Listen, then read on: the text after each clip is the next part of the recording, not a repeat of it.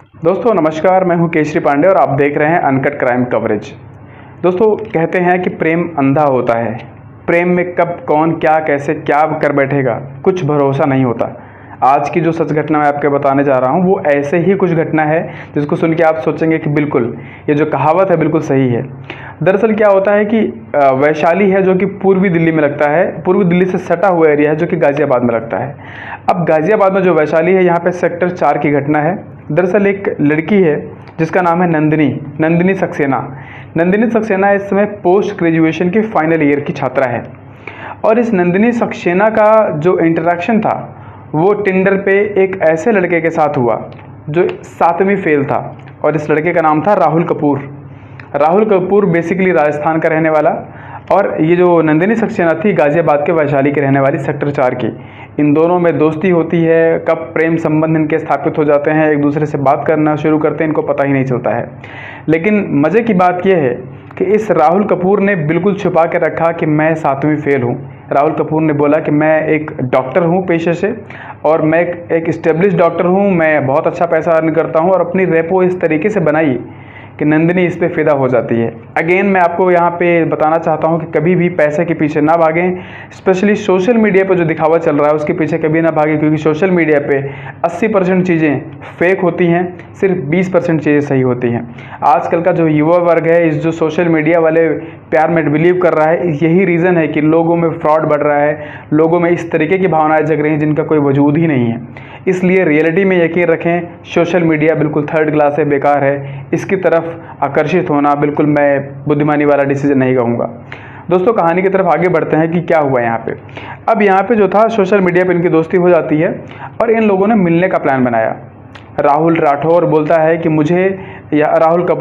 कि मुझे दिल्ली आना है और दिल्ली मेरे फ्रेंड्स रहते हैं, तुम्हारा जो वैशाली है बिल्कुल पास में ही है, मैं 22 सितंबर को यहाँ आऊँगा और 10 अक्टूबर तक वहाँ रहूँगा। लगभग 18 दिन की प्लानिंग करके आता है वो। इन 18 दिनों में प्लान ये था कि ये दोनों एक साथ घूमेंगे, टहलेंगे, एंजॉय करेंगे और वो सब कुछ करेंगे जो शादी के पहले शायद नहीं करना चाहिए। वो अपनी अपनी मेंटेलिटी है कि कोई करना चाहता है या नहीं करना चाहता है, लेकिन बेसिकली समाज इसे एक्सेप्ट नहीं करता, तो मैं समाज के खिलाफ नहीं जाना चाहूँगा। दोस्तों अब इन दोनों ने मिलने का प्लान बनाया। जिस दिन से ये आता है 22 सितंबर से लेकर 29 सितंबर तक 7 दिन तक इन्होंने घूमा फिरा, एक दूसरे के साथ एंजॉय किया, टहलते रहे। एक दिन ये जो नंदिनी के पिता थे, इनका नाम था अचल सक्सेना। अचल सक्सेना जी घर से बाहर चले जाते हैं अपनी वाइफ को लेके, किसी रिश्तेदार के घर कोई फंक्शन था। जैसे ही वो घर पे जाते हैं, एक लौती बेटी थी नंदिनी, इसने अपने उसी प्रेमी को अपने घर पे बुला लिया रात भर के लिए कि आज मेरे मम्मी पापा घर पे नहीं हैं, तुम आ सकते हो मेरे घर पे, हम दोनों साथ में टाइम स्पेंड करेंगे। ये ग्रीन सिग्नल देखते ही प्रेमी बिल्कुल दौड़ा हुआ चला आता है और ये दोनों जो है अपने घर पे एंजॉय करना शुरू करते हैं। लेकिन इन दोनों को एक्सपेक्टेड नहीं था कि इनके मम्मी पापा सुबह 6:30 बजे ही घर पर आ जाएंगे। ये दोनों सोए पड़े थे और जैसे ही वहाँ पे घर पे नॉक करते हैं, लड़की को लगता है कि जो दूध वाला दूध देने आता है शायद वो दूध देने आया है। लड़की उठती है, बिना अपने प्रेमी को कुछ बताए गेट खोल देती है, क्योंकि इनके माँ बाप का लगभग दोपहर तक आने का प्लान था, लेकिन सडनली वो सुबह आ जाते हैं। जैसे ही गेट खोलते हैं देखते हैं कि नंदिनी के पिताजी गेट पे खड़े थे और लड़का भी इनके बेडरूम में सोया पड़ा था। और जब ये देखते हैं कि लड़के की कंडीशन, उसके शरीर पे कोई कपड़ा नहीं, इनकी बेटी भी ऐसे कपड़ों में थी जो कि एक्सपेक्टेड नहीं था, तो इनके पिता को गुस्सा आ जाता है, जो जिनकी उम्र 65 साल थी। इन्होंने वहीं पे चीखना चिल्लाना शुरू कर दिया। जैसे ही प्रेमी जगता है, उसने बिना जाने समझे नंदिनी को बोला कि नंदिनी अब तुम्हारे पापा का ये लास्ट दिन है, तुम्हें जो सोचना है सोच लो।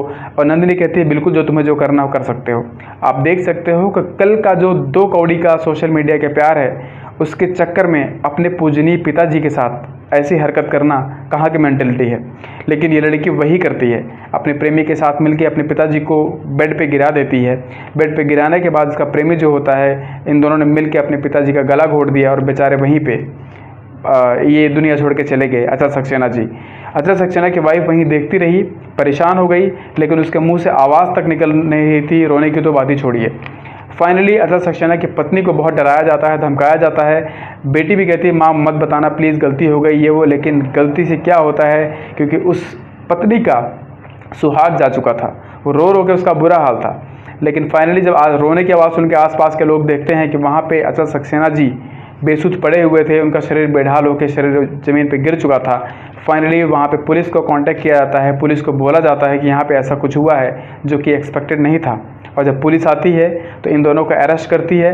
अरेस्ट करने के बाद जब इन लोगों में बातचीत, इनसे इन्वेस्टिगेशन की जाती है तो पता चलता है ये जो पोस्ट ग्रेजुएट लड़की थी, इसको भी नहीं पता था कि जिसको ये प्यार करती है वो 7वीं फेल है। जब इसको सच्चाई का पता चलता है तो ये लड़की अपना माथा पीट लेती है। अब ये ना इधर की रहती है ना वो उधर की रहती है।